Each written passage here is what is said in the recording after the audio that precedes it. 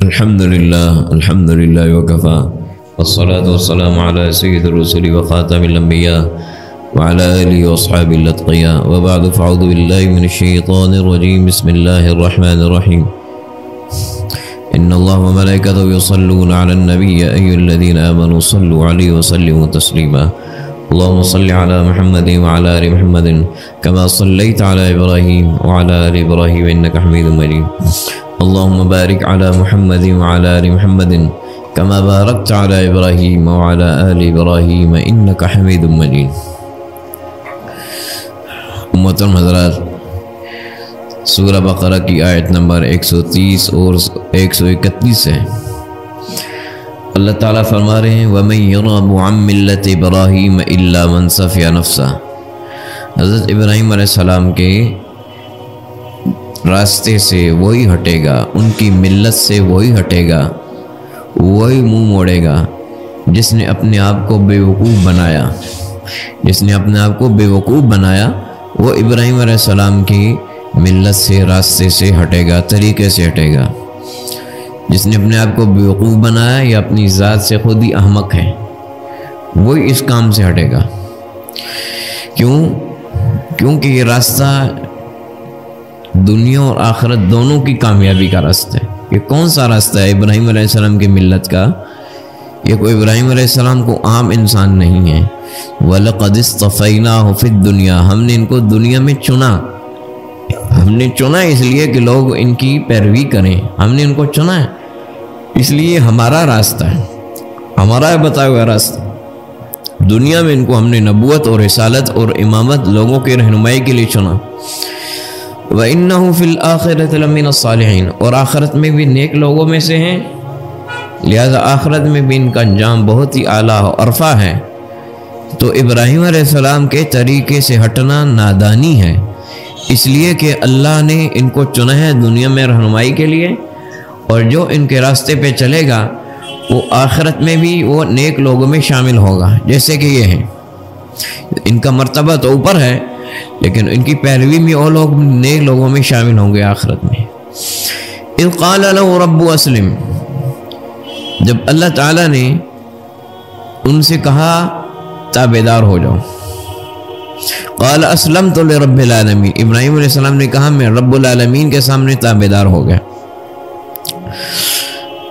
اللہ تعالیٰ نے جب ان کو، جو ان کی ملت ہے ابراہیم علیہ السلام کی ملت، ان کے دو اس میں فائدے بتائے. ایک دنیا میں کامیابی کا اور آخرت میں کامیابی کا.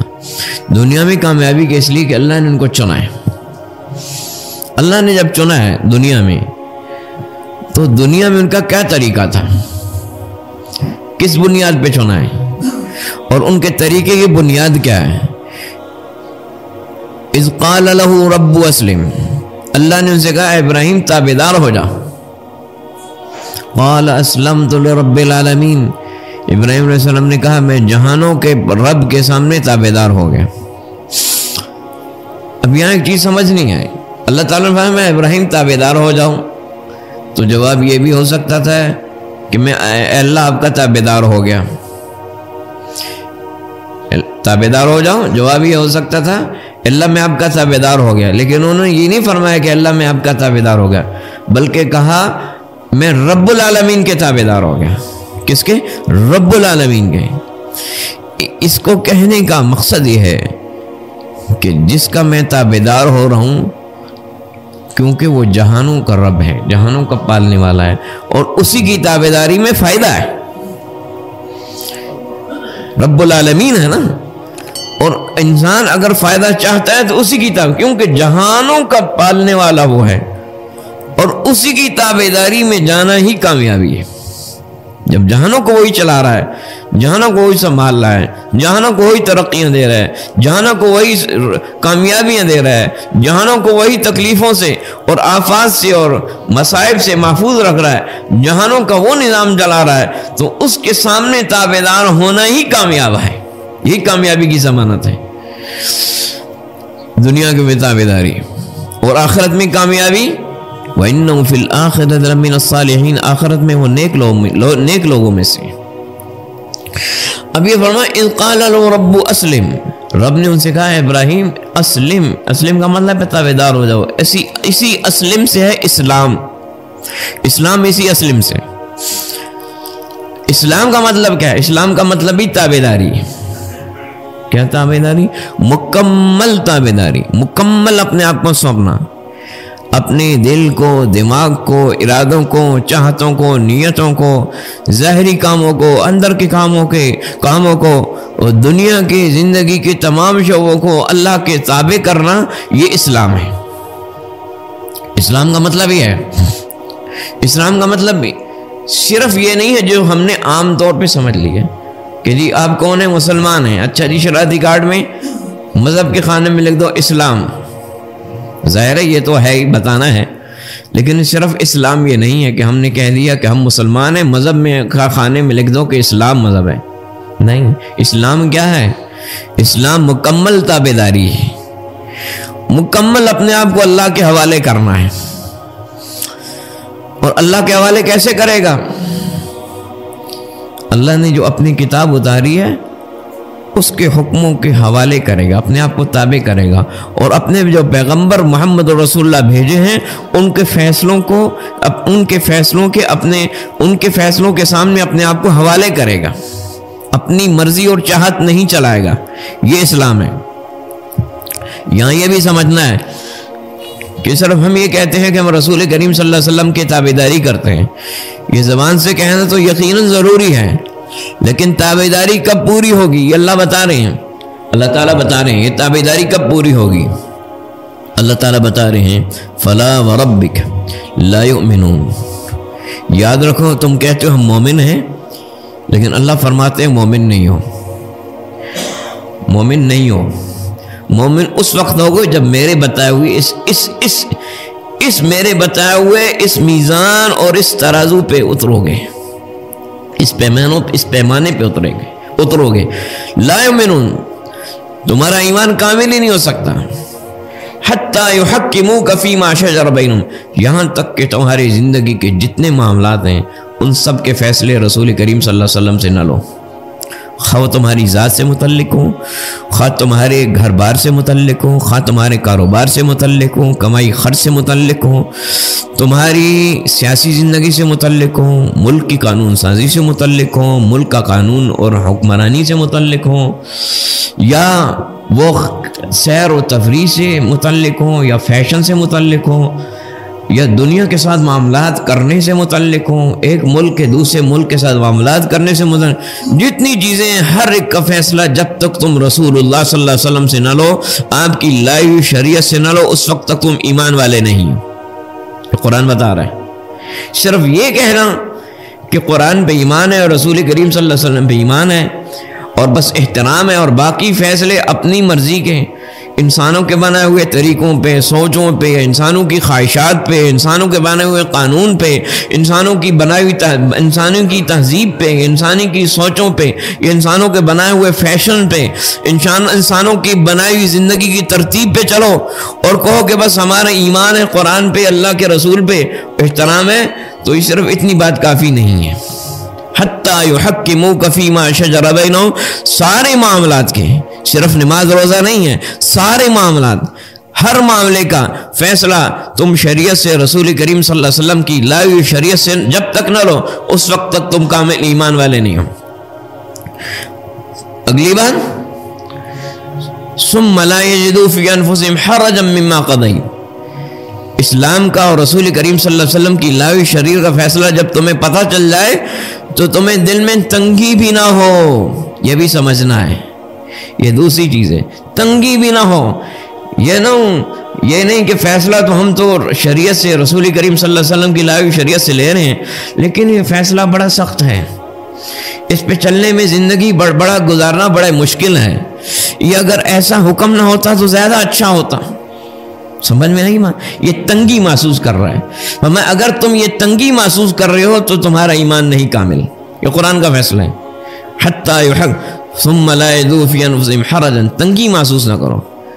اور اگلی بات، وَيُسَلِّمُوا تَسْلِیمًا، صرف یہ نہیں کہ تنگی محسوس نہ کرو، اس کے بعد مکمل اپنے آپ کو اس فیصلے، شریعت کے فیصلے، رسول کریم صلی اللہ علیہ وسلم کی بتائی ہوئی اور لائی ہوئی شریعت کے فیصلے کہ اپنے آپ کو مکمل جب تک تابع نہ کر دو اس وقت تک تم کامل ایمان والے نہیں ہو. یہ قرآن کا فیصلہ میرا نہیں ہے. سورہ نساء کھول لیں، قرآن کی آیت موجود ہے. جب تک یہ ساری چیزیں نہیں ہوں گی، سارے معاملات کے، ذات کے، گھر کے، فیشن کے، سیاست کے، خرید و فروخت کے، انٹرنیشنل ریلیشنز کے، جتنے بھی تمہاری زندگی کے معاملات ہیں، ہر ایک کا فیصلہ رسول کریم صلی اللہ علیہ وسلم کی شریعت سے لینا ہے.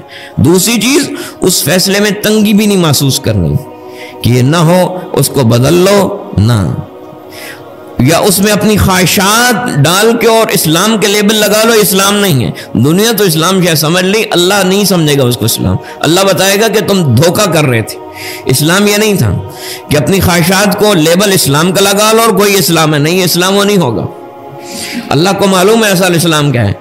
وَيُسَلِّمُوا تَسْلِيمًا، اور مکمل اپنے آپ کو سونپ نہ دو اس وقت تک، اور تنگی بھی محسوس نہ کرو جب تک یہ ساری چیزیں پوری نہیں ہوگی. تمہارا ایمان نہیں کامل. فلا، نہیں، وَرَبِّكَ، تیرے رب کی قسم، لَا يُؤْمِنُونَ، نہیں ایمان والے. اللہ اتنی تاکید کے ساتھ کہہ رہے ہیں جب تک یہ ساری چیزیں نہیں ہوگی تمہارا ایمان نہیں کامل. یہ ہے اسلام. وَيُسَلِّمُوا تَسْلِيمًا، اب یہ اسلام ہے. وَيُسَلِّمُوا تَسْلِيمًا، مکمل سونپ دو. اب اسلام کا مطلب سمجھ گئے؟ یہ اسلام ہے. اس لیے اذ قال له رب اسلم، اللہ نے کہا ابراہیم تابعدار ہو جا. اسلام، اب اسلام کا مطلب سمجھ میں آیا. قال اسلمت لرب العالمین، رب العالمین کے میں نے اپنے آپ کو تابعدار کر دیا. اب اگلی بات، ووصى بها ابراہیم بنی، یہ جو ابراہیم علیہ السلام ہے، ووصى بها ابراہیم بنی و یعقوب، ابراہیم علیہ السلام نے اسی کی وصیت کی تھی اپنے بیٹوں کو. وصیت کیا وصیت کی تھی؟ یا بنی ان اللہ اصطفیٰ لکم الدین، اے میرے بیٹو، اب تمہاری زندگی تمہاری اپنی مرضی کی نہیں، تمہاری زندگی اپنی سوچ کی نہیں، تمہاری زندگی انسانوں کی بنائی ہوئی تہذیب پہ نہیں. ان اللہ اصطفیٰ لکم الدین، اللہ نے تمہارے لیے دین چنا ہے. دین، اسلام کیا ہے؟ دین. اسلام کیا ہے؟ دین. عام طور پہ تو لوگ کہتے ہیں نا مذہب، اصل اسلام دین ہے. دین وہ ہے جس میں زندگی کے سارے معاملات ہوں. ان الدین عند اللہ الاسلام، یہ نہیں ان المذہب عند اللہ الاسلام، ان الدین عند اللہ الاسلام. اللہ کے یہاں دین اسلام ہے. اسلام دین ہے. باقی مذہب ہو سکتے ہیں، اسلام دین. دین کا وہ کیا ہے؟ دین صرف وہ نہیں ہے.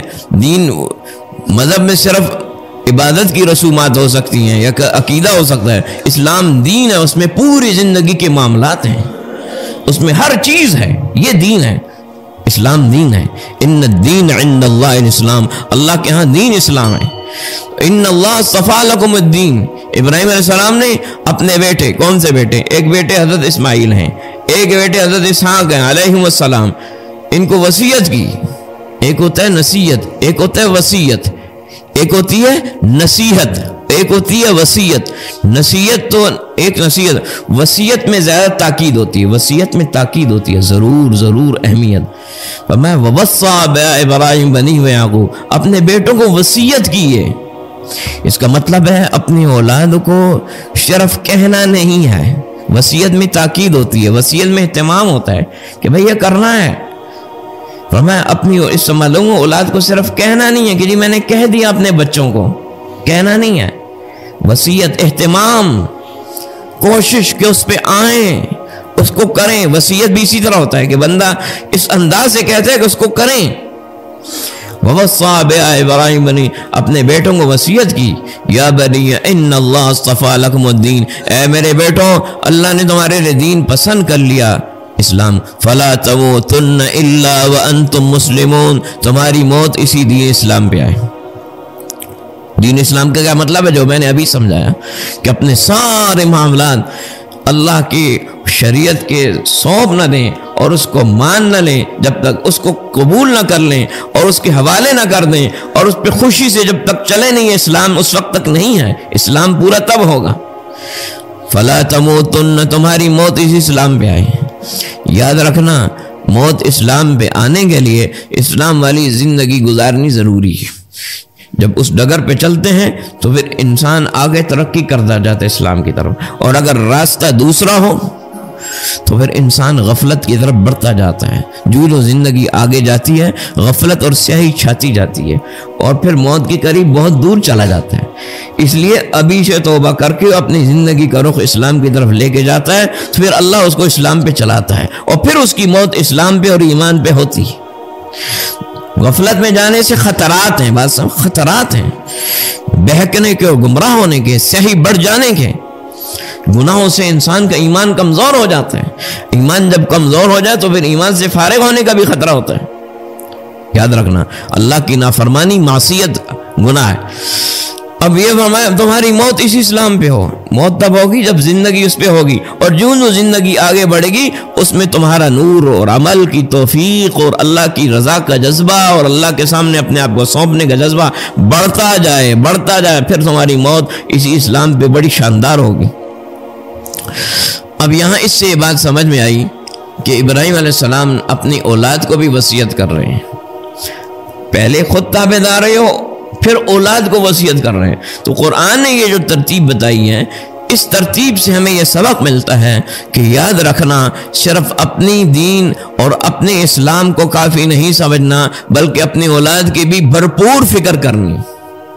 جیسے کہ ہاں ابراہیم علیہ السلام نے اپنی اولاد کی فکر کی کیونکہ اللہ نے فرمایا کہ ان کی ملت پہ تم نے چلنا ہے، ان کے راستے پہ چلنا ہے، تو انہوں نے اولاد کی بھرپور فکر کی. اب دیکھو ابراہیم علیہ السلام اپنی اولاد کو وصیت کر رہے ہیں. اولاد کون ہیں؟ ایک حضرت اسماعیل ہیں، ایک حضرت اسحاق. دونوں کون ہیں؟ پیغمبر ہیں. دونوں پیغمبر ہیں. تو ابراہیم علیہ السلام کہہ سکتے تھے نا یہ دو بیٹے تو ایسے ہیں ان کو وصیت کی ضرورت نہیں ہے، انہوں نے پیغمبر بننا ہے.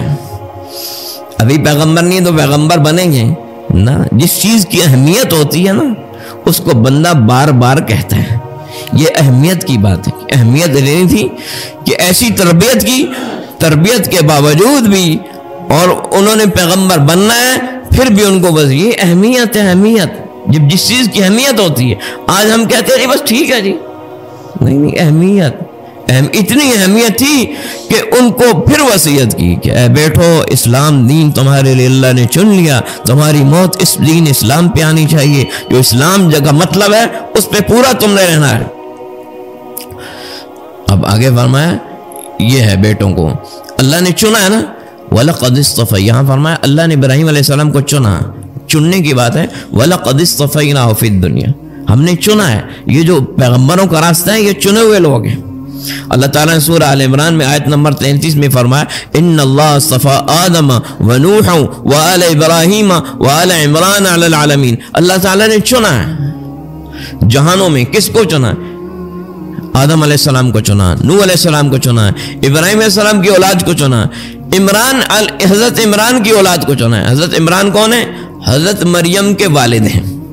حضرت مریم کے والد عمران ہیں اور پھر حضرت مریم کے بیٹے حضرت عیسیٰ ہیں. ان کے خاندان کو، آل عمران کو، خاندان عمران کو، خاندان ابراہیم کو، ان حضرات کو چنا جہانوں پہ. تو تابعداری اور پیروی کے لائق یہی لوگ ہیں. یاد رکھنا دنیا میں نہ کوئی لیڈر اس قابل ہے کہ اس کی پیروی کی جائے، نہ کوئی شاعر اس قابل ہے، نہ کوئی مصنف اس قابل ہے، نہ کوئی فلاسفر اس قابل ہے. صرف وہی لوگ اس قابل ہیں جن کی پیروی کی جائے، جن کو اللہ چنتا ہے. اور چنتا کس کو ہے؟ پیغمبروں کو چنتا ہے. اس لیے وہ لوگ گمراہی میں جاتے ہیں جو پیغمبر کے سوا کسی اور لیڈر کی، کسی اور فلاسفر کی، کسی اور مصنف کی، کسی سوچ بچار کرنے والے کو بڑا سمجھتے ہیں. وہ لوگ گمراہی میں جاتے ہیں. اللہ نے چنا ہے ان کو چنا ہے. ذریۃ بعضھا من بعض، فرمایا یہ ایک دوسرے کی اولاد ہیں. اولاد تو ہیں ہی ہیں لیکن فرمایا کیوں؟ فرمایا ایک دوسرے سے، کیونکہ ایک دوسرے سے راستے پہ چل رہے ہیں. جب جو راستے پہ چل رہا ہو صحیح اولاد وہی ہے. جب اولاد ماں باپ کے ہدایت کے راستے پہ چلے تو صحیح معنی میں اولاد وہی ہے. باقی اولاد تو وہ ہے جو آپ سے آئی ہے، آپ سے پیدا ہوئی ہے، وہ اولاد ہے. لیکن صحیح معنی میں اولاد وہی ہے جو آپ کے ہدایت کے جس راستے پہ آپ چل رہے ہیں وہ چل رہی ہے. صحیح معنی میں اولاد ہوا ہے. یہ آگے آپ کو بتاتا ہوں، پریشان نہیں ہونا اس بات سے. صحیح معنی میں ابراہیم علیہ السلام نے اللہ تعالیٰ سے کہا تھا وَمِن ذُرِّيَّتِي، اے اللہ یہ نبوت میری اولاد میں بھی رکھ دیں. اللہ نے فرمایا لا ینال عہد الظالمین، جو آپ کی اولاد میں نافرمان ہوں گے ان میں نبوت نہیں آئے گی۔ چنانچہ جب نافرمانی شروع ہو گئی تو اسحاق علیہ السلام کی اولاد سے نبوت نکل گئی، اسماعیل علیہ السلام کی اولاد میں آ گئی۔ تو اصل اولاد وہ ہے جس سے انسان کو فائدہ ہو۔ کون سا فائدہ؟ آخرت کا، دین کا۔ اصل فائدہ آخرت اور دین کا، اور آخرت اور دین کے فائدے پہ ہوگی تو دنیا کا فائدہ بھی بہت اچھا ہوگا۔ جب آپ کی اولاد آخرت کے راستے پہ ہوگی تو دنیا میں بھی آپ کو بہت اچھا فائدہ دے گی، اگر جب آخرت کے راستے پہ نہیں ہے تو دنیا میں بھی آپ کو اچھا فائدہ نہیں دے گی۔ یاد رکھنا، دونوں میں بڑا فرق ہوگا، ہدایت پہ چلنے والا اور گمراہی کے راستے پہ چلنے والا، دونوں میں بڑا فرق ہے۔ باقی نسب کے لحاظ سے وہ سارے لوگ آپ کی اولاد میں سے جو آپ سے پیدا ہوئے ہیں۔ اس کی مثال قرآن پاک سے دیتا ہوں، گھبرانا نہیں، سمجھ جانا اس بات کو۔ نوح علیہ السلام، سورہ ہود میں آیت نمبر 45-46، نوح علیہ السلام کو اللہ تعالیٰ نے فرمایا کہ طوفان کا بتایا، طوفان آئے گا، جو آپ کی کشتی میں سوار ہوں گے وہ بچ جائیں گے، آپ کے اہل بچ جائیں گے۔ اہل سمجھتے ہیں نا، اہل، ہاں، جس کو ہمارے اردو میں اہل و عیال کہتے ہیں۔ اہل، اصل اہل عربی کا لفظ ہے، گھرانہ اہل کو کہتے ہیں۔ اے نوح، آپ کے اہل کو بچاؤں گا میں۔ جب طوفان آیا، نوح علیہ السلام کشتی پہ سوار تھے، بیٹے سے کہا بیٹا کشتی میں آ جا۔ بیٹے نے کہا نہیں، میں جودی پہاڑ پر چڑھ جاؤں گا، طوفان ادھر تک نہیں آئے گا۔ اور یہ اللہ کا حکم تھا، سیلاب آیا اور اتنا اوپر آیا کہ جودی پہاڑ بھی اس کے اندر، اس کی چوٹی بھی ڈوب گئی اور بیٹا غرق ہو گیا اس میں۔ تو نوح علیہ السلام اللہ کے سامنے پکار اٹھے، جب اپنے سامنے بیٹے کو سیلاب میں غرق ہوتے دیکھا۔ نوح اللہ کے جلیل القدر پیغمبر ہیں، اپنی آنکھوں کے سامنے بیٹے کو سیلاب میں غرق ہوتے دیکھ رہے ہیں۔ کہا ان ابنی من اہلی ونادى نوح ربہ فقال رب ان ابنی من اہلی، سورہ ہود آیت نمبر 45-46۔ اے اللہ، یہ میرا بیٹا ہے، میرے اہل میں سے ہے۔ وَإِنَّ وَعْدَكَ الْحَقُّ، تیرا وعدہ سچا ہے۔ وَأَنْتَ أَحْكَمُ الْحَاكِمِينَ، تو بہترین فیصلہ کرنے والا ہے۔ تو نے کہا تھا، تو نے فرمایا تھا کہ اے نوح تیرے اہل کو بچاؤں گا، میرے سامنے میرے اہل میں سے میرا بیٹا ڈوب رہا ہے۔ اللہ تعالیٰ نے کیا جواب دیا؟ یا نوح انہو لیس من اہلک، اے نوح انہو لیس من اہلک، یہ بیٹا تیرا تیرے اہل میں سے نہیں ہے۔ حالانکہ بیٹا تھا، نوح علیہ السلام کا نسب کس سے تھا؟ ان سے پیدا ہوا۔ انہو لیس من اہلک، اے نوح یہ آپ کے اہل میں سے نہیں ہے۔ انہو عمل غیر صالح، اس لیے کہ اس کے عمل ٹھیک نہیں ہے، یہ کفر کی زندگی پر ہے، ایمان کی زندگی پہ نہیں ہے۔ تو اللہ نے نوح علیہ السلام سے کہا کہ اے نوح آپ کا بیٹا کفر کی زندگی میں سے، اس لیے آپ کے اہل میں سے نہیں ہے، اس لیے آج یہ عذاب سے نہیں بچے گا۔ میں نے کہا تھا آپ کے اہل کو بچاؤں گا، لیکن یہ کفر پہ ہے، ایمان پہ نہیں ہے، معصیت پہ، اس لیے اس کے آپ کے اہل میں سے میں نکالتا ہوں۔ اللہ نے نکال دیا اہل میں سے۔ بات اب سمجھ میں آ گئی کہ جب آپ کی اولاد یا کسی بھی انسان کی اولاد گناہ اور نافرمانی پہ ہو، اولاد انسان کے فائدہ دیتی ہے نا، وہ اولاد فائدہ نہیں دیتی، اولاد فائدہ نہیں دیتی۔ فائدہ اسی اولاد کا ہوگا جو اللہ کی فرما برداری پہ ہو۔ جب آپ دنیا میں سے جائیں گے، وہی اولاد آپ کے لیے دعا کرے گی، وہ اولاد آپ کے لیے استغفار کرے گی، وہی اولاد آپ کے لیے اللہ سے رحمت مانگے گی۔ تو فائدہ ہے کہ نہیں ہے؟ اور جو نافرمان اور باغی اور اللہ سے غافل اور کفر اور فسق کی زندگی میں وہ اولاد آپ کو مرنے کے بعد کیا فائدہ دے گی؟ وہ اپنی زندگی کی غفلتوں میں ڈوب جائیں گے۔ سمجھ میں آئے؟ تو اصل فائدہ اسی اولاد کا ہے جو ہدایت کے راستے پر ہو۔ اب اگلے دیکھیں قرآن میں، وَوَصَّىٰ بِهَا إِبْرَاهِيمُ أَمْ كُنْتُمْ شُهَدَاءَ إِذْ حَضَرَ يَعْقُوبَ الْمَوْتُ، اللہ تعالیٰ فرما رہے ہیں اے لوگوں، کیا تم اس وقت موجود تھے جب یعقوب علیہ السلام پہ موت آنے لگی؟ یعقوب علیہ السلام کون ہے؟ حضرت ابراہیم علیہ السلام کے پوتے ہیں۔ کون ہیں؟ پوتے ہیں۔ ابراہیم علیہ السلام کے پوتے ہیں حضرت یعقوب، ابراہیم علیہ السلام کے بیٹے حضرت اسحاق، حضرت اسحاق کے بیٹے حضرت یعقوب۔ تو حضرت یعقوب کون ہے؟ حضرت ابراہیم علیہ السلام کے پوتے ہیں۔ اچھا، پوتے، جس طرح ابراہیم علیہ السلام نے اپنی اولاد کو وصیت کی تھی کہ میری اولاد اسلام پہ تمہاری موت آنی چاہیے، موت کے وقت ان کا پوتا بھی حضرت یعقوب علیہ السلام بھی اسی انداز سے وصیت کر رہے ہیں، اسی انداز سے وصیت کر رہے ہیں۔ اس میں کیا نقطہ سمجھایا جا رہا ہے؟ نقطے تو بہت سارے ہیں، لیکن ایک نقطہ یہ بھی سمجھ میں آتا ہے کہ ابراہیم علیہ السلام نے اپنی اولاد کے لیے کوشش کی اور محنت کی، اتنی کوشش اور محنت کی ہدایت پہ لانے کے لیے کہ وہ کوشش اور محنت کا رنگ صرف ان کے بیٹوں پہ نہیں بلکہ ان کے پوتوں پہ بھی آ گیا۔ بات سمجھ میں آ گئی؟ ان کے پوتوں پہ بھی وہی رنگ آ گیا کہ جس طرح دادا نے اپنی اولاد کو اسلام پہ رہنے کی وصیت کی، پوتا دنیا سے جا رہا ہے تو انہوں نے بھی اپنی اولاد کو ایسے ہی وصیت کی، تو دادا نے ایسی تربیت کی کہ پوتے پہ بھی وہی رنگ آ گیا۔ سمجھ میں آ گئی؟ اولاد پہ نہیں، اولاد کی اولاد پہ بھی وہ رنگ آ گیا۔ ام کنتم شہداء اذ حضر یعقوب الموت، اللہ تعالیٰ فرما رہے ہیں اے لوگوں کیا تم اس وقت موجود تھے جب یعقوب علیہ السلام کی موت کا وقت آیا؟ اذ قال لبنی، یعقوب علیہ السلام کی موت کا جب وقت آیا انہوں نے اپنے بیٹوں کو بلایا، وصیت کی۔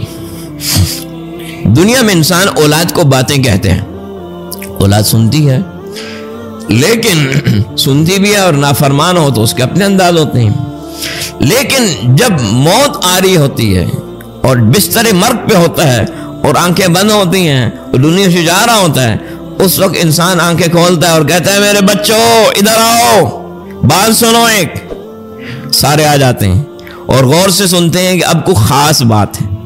سمجھ میں آ گئی؟ اب خاص بات ہے۔ اب یہ فرمایا کہ یعقوب علیہ السلام نے اپنی جو وصیت کی، مرتے ہوئے کو کیا وصیت کی اپنی اولاد کو، اب یہ پوتے پہ رنگ آ گیا۔ ایسا یہ اللہ تعالیٰ نے جو ذکر کیا اس طرح نہیں ذکر کیا، مقصد ہے اس کا کہ تم اپنی اولاد پہ ایسا رنگ چڑھاؤ ہدایت کا اور ابراہیمیت کا اور توحید کا اور حق پرستی کا اور اسلام کا، کہ وہ رنگ، وہی رنگ تمہارے پوتوں پہ بھی آئے۔ پہلے اپنے اندر اسلم، جیسے ابراہیم علیہ السلام خود تابعدار ہوئے، پھر اولاد کو اس کی تربیت کی، پھر آگے اولاد کی اولاد پہ بھی وہ رنگ آ گیا۔ پہلے خود اپنے آپ کو اللہ کے سپرد کیا، یعنی کہ خود سپرد نہ کریں وصیت کریں، اس طرح نہیں، پہلے خود سپرد کیا ابراہیم علیہ السلام نے اپنے آپ کو، پھر اولاد کو وصیت کی، پھر اولاد کی اولاد میں وہ رنگ آیا۔ اب دیکھیں جب انسان کی جب موت کا وقت آتا ہے تو عام طور پہ کیا وصیت کی جاتی ہے؟ وصیت ہی کیا جاتی ہے کہ بھائی یہ میری جائیداد ہے، اس کا اس طرح کرنا، اس طرح کرنا، آپس میں لڑنا نہیں ہے، محبت سے رہنا ہے، سمجھ گئے؟ بھائی بہن آپس میں ایک دوسرے کا خیال کرنا وغیرہ وغیرہ، یہی باتیں ہوتی ہیں نا، اچھی باتیں ہیں، بتانی چاہیے ساری باتیں۔ لیکن یہاں حضرت یعقوب علیہ السلام اپنی اولاد کو کیا بات کہہ رہے ہیں؟ دوستو جو بات بہت عام ہوتی ہے نا وہ مرتے وقت انسان کہتا ہے، جو بات بہت اہم ہوتی ہے۔ یعقوب علیہ السلام کیا بات کہہ رہے ہیں؟ اس کا مطلب ہے وہ بات بہت اہم ہے۔ اذ قال لبنیہ ما تعبدون من بعدی، سبحان اللہ، ابراہیم علیہ السلام اپنی اولاد سے کہہ رہے ہیں اے میرے بیٹو بتاؤ میرے بعد کس کی بندگی کرو گے؟ اصل بات یہ ہے میرے بعد کس کی بندگی کرو، تمہارا طریقہ کیا ہوگا، تمہارا زندگی کیا ہوگی، تمہارا عقیدہ کیا ہوگا، تمہارا دین کیا ہوگا، اصل بات یہ ہے۔ یعقوب علیہ السلام کیا اپنی اولاد کی تربیت سے غافل تھے؟ بتائیں، پیغمبر اپنی اولاد کی تربیت سے غافل ہو سکتا ہے؟ وہ تو امت کی تربیت کرتا ہے۔ جس پیغمبر نے اپنی اولاد کی تربیت کی اور دنیا سے جاتے وقت پھر ان کو وصیت کر رہا ہے، تو اس کا مطلب ہے جو مرتے وقت جو وصیت ہوتی ہے وہ بڑی اہم ہوتی ہے۔ اس لیے دین اور توحید اور اسلام اتنی اہم چیز ہے کہ پیغمبر یعقوب علیہ السلام جاتے وقت پوری زندگی بھی تربیت کی لیکن مرتے وقت پھر وصیت کی۔ اس کا مطلب ہے اولاد کے دین کے معاملے میں ذرا بھی سی کمی نہیں بلکہ جتنی زیادہ کوشش ہو وہ کرو، اس کا یہ مطلب ہے۔ اے میرے بیٹو بتاؤ ما تعبدون من بعدی، میرے بعد کس کی بندگی کرو گے؟ قالوا نعبد الہک و الہ آبائک ابراہیم و اسماعیل و اسحاق الہ واحدا ونحن له مسلمون، کہا ہم آپ کے بعد آپ کے الہ کی بندگی کریں گے، آپ کے باپ حضرت ابراہیم، حضرت اسماعیل، حضرت اسحاق، ان کے الہ کی بندگی کریں گے۔ الہ واحد، سب کا ایک ہی الہ ہے، وہ اللہ ہے۔ وَنَحْنُ لَهُ مُسْلِمُونَ، ہم سب اس کے مسلم ہیں، تابعدار ہیں۔ اسلام کی بات اب بھی آ گئی کہ ہم تابعدار ہیں۔ کیا مطلب؟ اسلام کا مطلب میں نے شروع میں بتایا، جو لوگ آئے تھے، کہ مکمل اپنی زندگی کے سارے معاملات اس اللہ سے فیصلہ لینا ہے اور اس کے فیصلے کے مطابق اپنی زندگی کے سارے معاملات کرنے ہیں، نہ دل سے تنگی محسوس کرنی ہے، نہ عمل میں کمی کرنی ہے، یہ اسلام ہے، ہم اسی کے تابعدار ہیں۔ تو اس کا مطلب ہے اللہ تعالیٰ بتا رہے ام کنتم شہداء، کیا تم اس وقت موجود تھے؟ یہ بڑی اہم بات ہے. کیا موجود تھے؟ کیا مطلب کہ وہ بڑی اہم بات ہے. ذرا غور کرو، زندگی ساری ایسے گزری لیکن پھر مرتے وقت اولاد کو وصیت کرنے. یاد رکھنا یہ بڑی چیز اہم ہے، اولاد کی تربیت سے غافل نہیں ہونا. آج کل بہت سارے لوگ خود تو دین پہ چلتے ہیں لیکن اولاد کے بارے میں صرف کہہ دینا کافی سمجھتے ہیں. کہنا نہیں، یہ قرآن کی ترتیب بتا رہی ہے کہ سر توڑ کوشش کریں اولاد کے لیے، سر توڑ. قرآن پاک میں ہے یا ایھا الذین آمنوا سورۃ تحریم آیت نمبر 6 قوا انفسکم واہلیکم نارا، ایمان والو اپنے آپ کو اور اپنے گھر والوں کو آگ سے بچاؤ، آگ سے بچاؤ. دیکھو آدمی اپنی اولاد کو ہر نقصان سے بچانے کی کوشش کرتا ہے کہ نہیں کرتا؟ آپ کا بچہ ہے، بچی آپ کے ساتھ جب بڑے ہوتے ہیں، آپ کے ساتھ بازار جاتے ہیں، سڑک پہ جاتے ہیں، آپ ان کو بتاتے ہیں نا کہ بھئی سڑک پہ جاتے ہوئے دائیں بائیں بچے دیکھنا ہے، تیز نہیں دوڑنا، بھاگنا نہیں ہے، کھیلنا نہیں ہے، دیکھنا ہے گاڑی تو نہیں آ رہی، موٹر سائیکل تو نہیں آ رہا ہے. یہ ساری چیزیں بتاتے ہیں کہ نہیں جب باپ کے ساتھ اولاد جا رہی ہوتی ہیں؟ کیوں بتاتے ہیں؟ کہ اولاد کی محبت ہوتی ہے، کہ اولاد کو تھوڑا سا بھی نقصان نہ ہو. یہی ہوتا ہے نا مقصد، کہ اولاد کو چھوٹا سا بھی آنچ نہ آئے. ماں باپ یہ چاہتے ہیں کہ ان کو سڑک پہ چلنا بتاتے ہیں، گھر کے اندر بتاتے ہیں یہ نہیں کرنا، ادھر ہاتھ نہیں لگانا. اولاد کو چھوٹے سے نقصان سے بچانا چاہتے ہیں تو اتنا بڑا نقصان اس سے کیوں نہیں بچانا چاہتے؟ اللہ نے فرما رہا ہے قوا انفسکم واہلیکم نارا، اپنے آپ کو اپنے گھر والوں کو آگ سے بچاؤ. آگ سے کیوں نہیں بچا رہے؟ اس آگ سے کیسے بچیں گے؟ اللہ کی نافرمانیوں سے بچیں گے تو بچیں گے. اللہ کی نافرمانیاں کریں گے تو پھر اس آگ کی طرف جانا ہے. ہاں وہ نافرمانی آگ کی طرف لے کے جاتی ہیں، بغاوتیں آگ کی طرف لے کے جاتی ہیں. یہ اللہ اور رسول کا فیصلہ بتایا ہوا ہے. آگ سے بچاؤ یعنی ان نافرمانیوں سے بچاؤ جس کی وجہ سے آدمی آگ میں جاتا ہے. وقودها الناس والحجارہ، جس کا آگ کا ایندھن انسان و پتھر ہیں. پتھر ہیں. پتھر کیوں کہا؟ پتھر جو ہے نا اپنے اندر حرارت جذب کر لیتے، حرارت جذب کر لے. پتھر کے اندر، پتھر کو گرم کریں اس کے اندر ہیٹ رہتی ہے بہت دیر تک. پہلے زمانے میں لوگ کرتے تھے، اب تو فزیو تھراپی کی مشینیں، پتھر کو گرم کر کے پھر مسل پہ لگاتے تھے، کپڑے میں لگانے، اب اس کے اندر حرارت جذب ہو جاتی. یہ فزیو تھراپی، یہ ہیٹ، یہ ٹکور اس کو کہتے ہیں. سمجھ نہیں آئے؟ پتھر اپنے اندر ہیٹ جذب کر لیتا ہے. تو اس آگ کا ایندھن پتھر ہے. پتھر کی خاصیت ہے کہ اندر حرارت جذب کرتا ہے. تو جس کی ایندھن ہی پتھر ہے وہ آگ کتنی گرم ہوگی. علیہا ملائکۃ غلاظ شداد، اس کے اوپر فرشتے ہیں، بڑے سخت ہیں، بڑے سخت ہیں. تنخو، اللہ نے تنخو فرشتے رکھے ہیں، بڑے سخت مزاج ہیں. صرف آگ نہیں ہے، فرشتے عذاب دینے والے بھی سخت مزاج. شداد، بڑے سخت مزاج، بڑے سخت سزا دینے والے. لا یعصون اللہ ما امرہم، اللہ کی حکم کے خلاف نہیں کرتے. اللہ نے ان کو سختی کا حکم دیا تو کرتے ہیں. فرشتے کو جہاں سختی کا حکم دیتے ہیں وہاں سختی کرتے ہیں، جہاں نرمی کا حکم ہوتا ہے وہاں نرمی کرتے ہیں. جب فرشتے اس کے حکم کے تابع ہیں، جہاں سختی کا حکم ہو سختی کرتے ہیں، جہاں نرمی کا حکم ہو نرمی کرتے ہیں. کہ اے انسانوں، اے میرے بندوں، میری ہر مخلوق میرے تابع ہے، فرشتے بھی تابع ہیں. سختی کے حکم میں سختی کرتے ہیں، نرمی کے حکم میں نرمی کرتے ہیں. تم میری تابعداری کیوں نہیں کر رہے؟ ہاں، لا یعصون اللہ ما امرہم ویفعلون ما یؤمرون. اس لیے یاد رکھنا، اولاد کے لیے بھی بڑا فکر کرنا ہے، بڑی کوشش کرنی ہے، اس سے غافل نہیں ہونا. یہ بات اللہ تعالیٰ نے فرمایا یا ایھا الناس اتقوا ربکم واخشوا یوما لا یجزی والد عن ولدہ ولا مولود هو جاز عن والده شیئا ان وعد اللہ حق فلا تغرنکم الحیاۃ الدنیا ولا یغرنکم باللہ الغرور. اے لوگو اپنے رب سے ڈرو.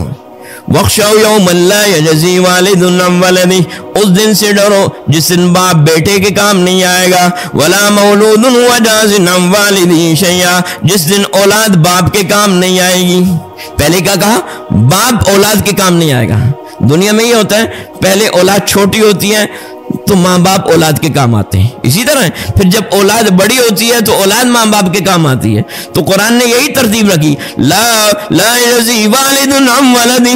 دنیا میں پہلے ماں باپ اولاد کے کام آتے ہیں، وہاں ماں باپ اولاد کے کام نہیں آئیں گے. جب اولاد بڑی ہوتی ہے ماں باپ کے کام آتی ہے. ولا مولود هو جاز عن والدہ شیئا، اولاد بھی ماں باپ کے کام نہیں آئے گی. ان وعد اللہ حق، اللہ کا وعدہ حق ہے. فلا تغرنکم الحیات الدنیا، دنیا کی زندگی کی تمہیں کہیں دھوکے میں نہ ڈال دیں. دنیا کی زندگی، دنیا کی چاہتیں، دنیا کی خواہشیں اولاد کی پوری ہو رہی ہیں، اللہ کو راضی نہیں کر رہی، تم اس میں دھوکے میں نہ پڑ جاؤ. اللہ کے معاملے میں دھوکے میں نہ پڑو، ان کو اولاد کو اللہ کے لیے کوشش کرو. وَلَا يَغُرَّنَّكُمْ بِاللَّهِ الْغَرُورُ، اللہ سے تمہیں شیطان دھوکے میں نہ ڈالے. إِنَّ وعد اللَّهِ حق، قیامت آنے والی ہے، وہاں پہ فیصلہ ہونا ہے، لہذا اس کے لیے فکر کرو. نہ اولاد کو ایسے نہ چھوڑو، اس دن نہ کام آئے گی اولاد، نہ تم ان کے ہدایت پہ چلو گے تو پھر ساری کامیابی ہے. اللہ تعالیٰ مجھے آپ کو اس پہ عمل کی توفیق نصیب فرمائے.